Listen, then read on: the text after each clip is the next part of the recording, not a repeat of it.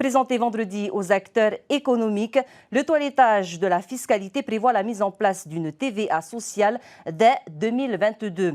C'est que l'urgence est absolue alors que la protection sociale généralisée via crédit depuis 2020, plutôt que de relever encore les cotisations sociales et alourdir le coût du travail, principal contributeur de la PSG, le ministère des Finances mise sur une taxe assise sur la consommation. Le détail dans ce reportage d'Athéna Milcam et d'Esther Cuneo.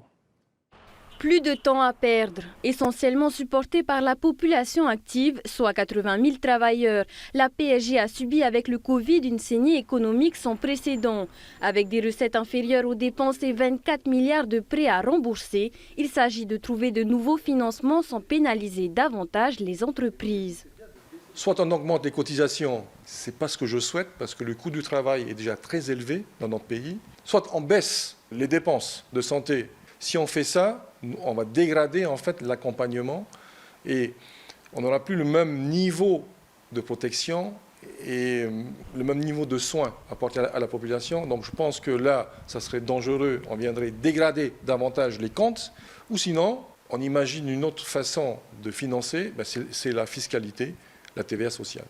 Si le taux de cette TVA reste à définir, il devrait être compris entre 1 et 1,5 %. Seule certitude aujourd'hui, elle ne sera pas appliquée aux produits de première nécessité et elle devrait être non déductible. L'idée, c'est que si c'est une TVA qui est déductible, en fait, c'est juste le consommateur final, le in fine, qui paie la TVA, comme la TVA classique, si vous voulez. C'est le consommateur en dernier ressort, je dirais, qui paye. Si c'est pas déductible, en fait, ça va se répercuter en fait à chaque niveau de l'achat-revente, en fait, dans toute la chaîne de valeur. Ça va toucher en fait un nombre de transactions plus élevé que si on prend juste la comptabilisation des transactions finales, en fait. Des transactions estimées à 900 milliards de francs, de quoi espérer un rendement plus important. Là aussi, les discussions se poursuivent avec les acteurs économiques. Reste à savoir comment introduire cette TVA dans la fiscalité. Est-ce qu'on ajuste la TVA actuelle ou est-ce qu'on en crée une spécifique ? Moi, je suis plutôt pour la seconde école. Donc, il faut créer effectivement une TVA sociale qui sera fléchée spécifiquement sur la protection sociale généralisée. C'est beaucoup plus facile d'identifier et de rendre compte ensuite. Et pour flécher la TVA sociale spécifiquement vers la PSG, 2 mécanismes sont possibles. Soit effectivement cette TVA sociale vient se déverser dans le budget général du pays et nous faisons en fait un transfert automatique vers la protection sociale généralisée, ou soit ça vient dans un compte spécial, qui s'appelle le FELP, qui viendrait alimenter cette protection sociale généralisée. Si à terme, la création d'une TVA sociale doit permettre d'alléger les cotisations, le risque inflationniste qu'elle présente n'est pas tout à fait nul, notamment sur les produits importés.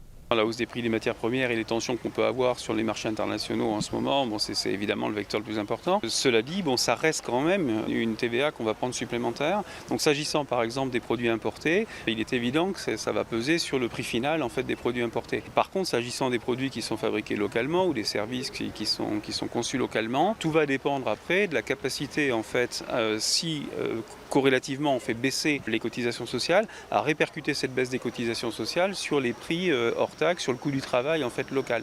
Si on répercute ça positivement sur le coût du travail, effectivement on peut avoir une compensation sur le prix final. Ce qui a été observé en Allemagne. Au Danemark, en revanche, cette TVA adoptée dans les années 90 n'a pas eu d'effet particulier sur l'inflation. Au Fénois, urgence oblige, cette mesure sera intégrée au projet de loi fiscale présenté avant la fin de l'année au Conseil des ministres, puis à l'Assemblée de Polynésie.